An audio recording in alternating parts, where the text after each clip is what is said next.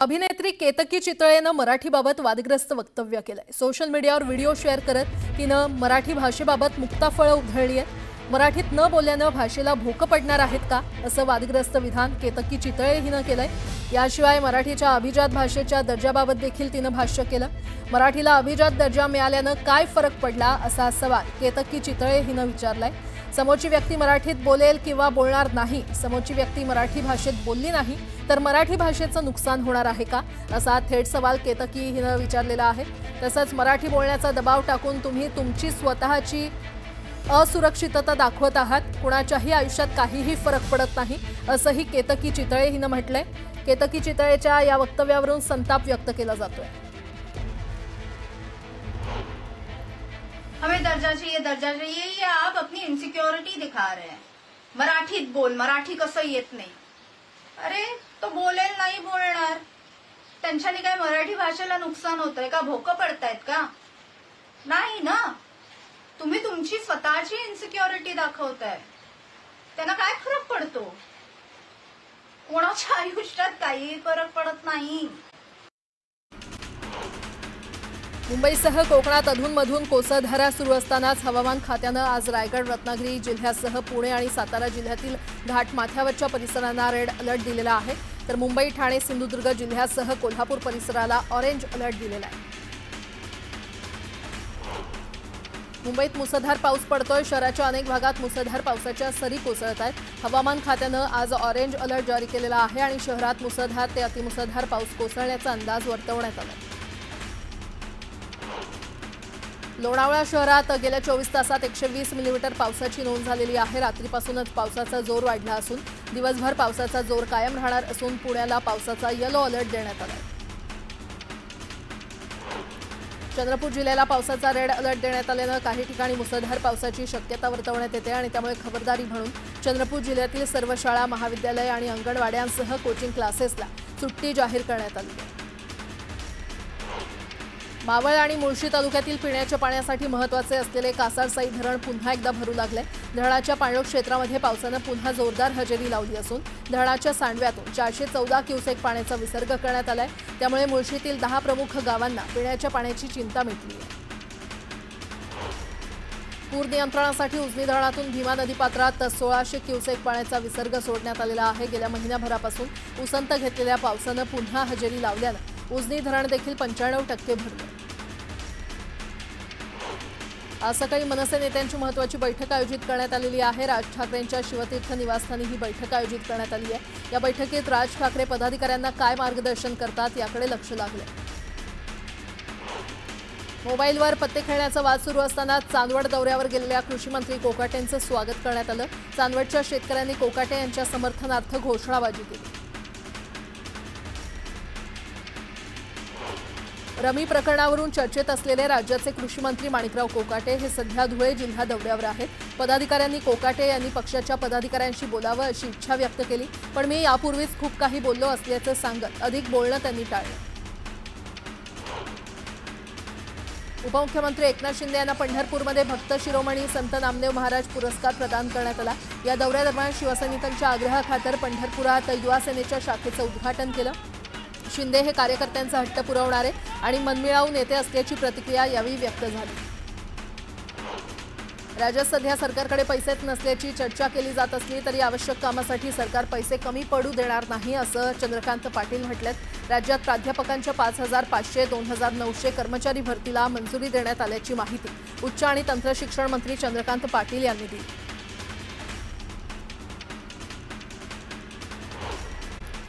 पुन्हा एकदा बातम्या पाहणार आहोत वेगवान स्वरूपात। एसटी महामंडळाच्या एकेरी गट आरक्षणावरील 30% भाडेवाढ अखेर रद्द करण्यात आलेली आहे। ऐन गणेशोत्सवाच्या तोंडावर घेतलेल्या या निर्णयाला तीव्र विरोध झाल्यानंतर एसटी प्रशासनानं हा निर्णय मागे घेतलाय।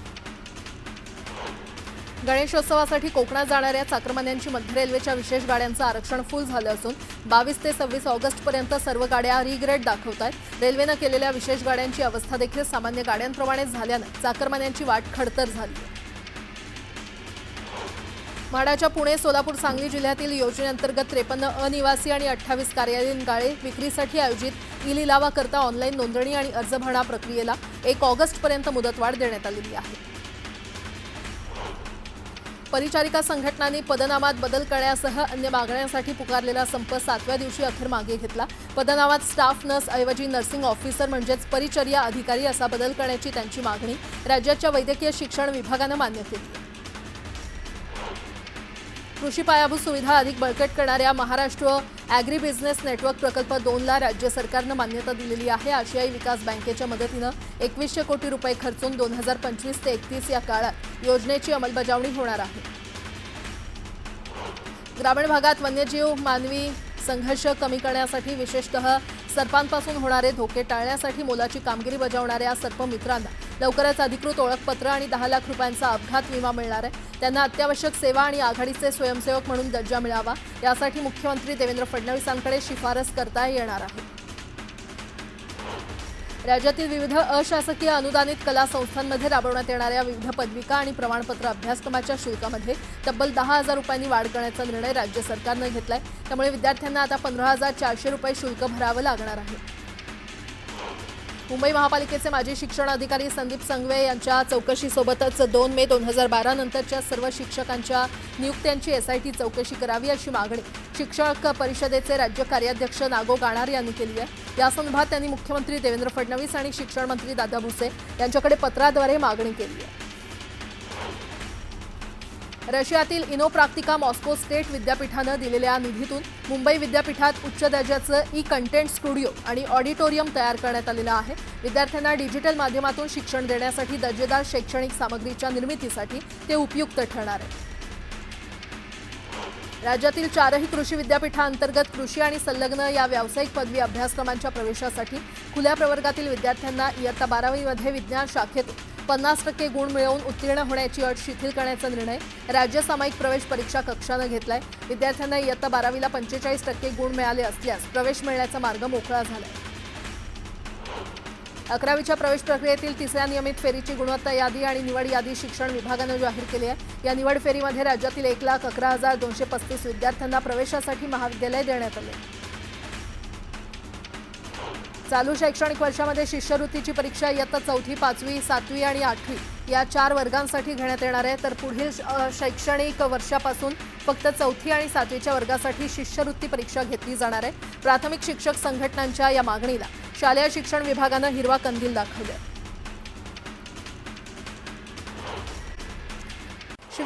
श्री विठ्ठल रुक्मिणी मातेच्या सर्व प्रकारच्या पूजा श्री विठ्ठल रुक्मिणी मंदिर समितीकडून भाविकांना उपलब्ध करून देण्यात येतात.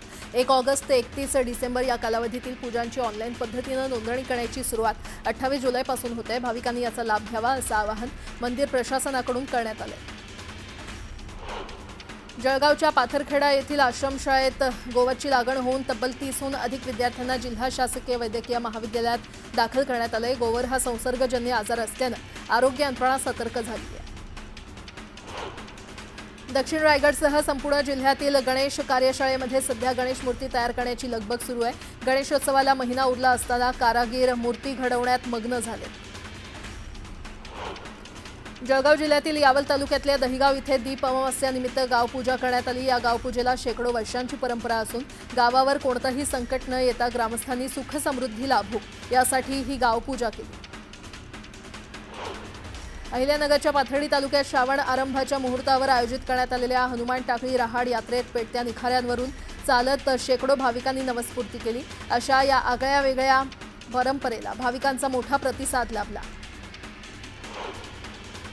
गोंदियाच्या आमगाव वनपरिक्षेत्रात एक नीलगाय मृत अवस्थेत आढळून आली. या नीलगाईवर हिंसक प्राण्यानं हल्ला केल्याच्या खुणा दिसून आल्या, तर त्यामुळे परिसरात भीतीचं वातावरण निर्माण झालं. बुलढाण्याच्या बालाजीनगर म्हाडा कॉलनी परिसरात अस्वलाचा वावर दिसून आला. काही दिवसांपूर्वी तब्बल 4 बिबट म्हाडा कॉलनी परिसरात आढळून आले होते. या परिसराला जंगल लागून असल्यानं प्राण्यांचा अधिवास आहे आणि त्यामुळे स्थानिक नागरिकांनी खबरदारी राखावी असं आवाहन वनविभागाकडून करण्यात येतंय. नवी मुंबई महापालिकेची आर्थिक स्थिती भक्कम आहे. कोरोना काळात प्रशासनानं घेतलेल्या काही लोकाभिमुख निर्णयांमुळे महसुलात काहीशी घट झाली होती. असं असलं तरी मागील 2 वर्षात मुदत ठेवीत वाढ झाल्याचं महापालिकेनं स्पष्ट केलं. मुंबई महापालिका, सामाजिक संस्था, अंगणवाडी सेविका आणि सरकारच्या विविध योजनांमुळे कुपोषित बालकांचं प्रमाण कमी करण्यात यश आलेलं आहे. गेल्या 2 वर्षांच्या तुलनेत मुंबई उपनगर जिल्ह्यात तीव्र कुपोषित बालकांचं प्रमाण घटलं असून तीव्र कुपोषित श्रेणीमध्ये 2887 बालकं तर मध्यम कुपोषित श्रेणीमध्ये 13457 बालकं आढळली आहेत. आरटीओनं जून आणि जुलै महिन्यात 166 स्कूल बस आणि विद्यार्थी वाहतूक करणाऱ्या वाहनांची तपासणी केली आहे. यात 48 दोषी वाहनांवर कारवाईचा बडगा उगारण्यात आला असून यातून 2 लाख रुपयांचा दंड वसूल केला असल्याचं अधिकाऱ्यांनी सांगितलं. ॲप आधारित टॅक्सी चालकांच्या मागण्या मान्य न झाल्यानं आणि उबरनं उच्च न्यायालयात धाव घेतल्यानं चालकांनी उबर ॲप अनइन्स्टॉल करण्याचं ठरवलं आहे. त्यामुळे प्रवाशांना उबरवरील टॅक्सी सेवा मिळणं अवघड होण्याची शक्यता आहे. मात्र चालक आणि ॲग्रिगेटर्स कंपनीच्या वादात प्रवासी भरडला जाणार आहे. वैमानिक आणि केबिन कर्मचाऱ्यांना निर्धारित वेळापत्रकापेक्षा अधिक काम देणं तसंच पुरेशी विश्रांती न देण्यासंदर्भात कंपनीच्या कर्मचाऱ्यांकडून तक्रारी आल्यानंतर डीजीसीएनं एअर इंडिया कंपनीला कारणे दाखवा नोटीस जारी केली आहे. पिंपरी चिंचवड शहरात 7,31,000 मालमत्तांची नोंदणी आहे आणि यापैकी आतापर्यंत 4,26,000 मालमत्ताधारकांनी चालू वर्षातील मालमत्ता कराचा भरणा केलाय तर आतापर्यंत 34,022 मालमत्ताधारकांनी एकदाही महापालिकेचा कर भरला नसल्याचं समोर आलेलं आहे. शिल्लक घरांच्या विक्रीचा मोठा पेच सिडकोसमोर उभा ठाकलाय आणि त्यामुळे घरांची नवीन योजना जाहीर करणं देखील अडचणीचं झालेलं आहे. या पार्श्वभूमीवर घरांच्या विक्रीसाठी किमतीसह अटी आणि शर्तींमध्ये काही शिथिलता आणण्याचा विचार सिडको करत असल्याची माहिती आहे. नागपूर शहराचा वेगानं होत असलेला विस्तार, वाढती लोकसंख्या, झपाट्यानं वाढणाऱ्या वस्त्या आणि गुन्हेगारीवर नियंत्रण ठेवण्यासाठी गृह विभागानं महत्त्वाचा निर्णय घेतलाय. नागपूर पोलीस आयुक्तालयाच्या आस्थापनेवर 6व्या पोलीस परिमंडळाची स्थापना करण्यास महाराष्ट्र शासनाच्या गृह विभागानं मंजुरी दिलेली आहे. त्यामुळे पोलिसांवरील ताण कमी होण्यास मदत होणार आहे. आयात वाढल्यामुळे आणि देशांतर्गत उत्पादन देखील चांगलं झालं असल्यामुळे डाळी आणि कडधान्यांच्या किमती कमी होऊ लागलेल्या आहेत. जानेवारीच्या तुलनेमध्ये हरभरा आणि चणा डाळीचे दरही कमी झाले असल्यामुळे नागरिकांना बिनधास्तपणे पुरणपोळीवर ताव मारता येणार आहे.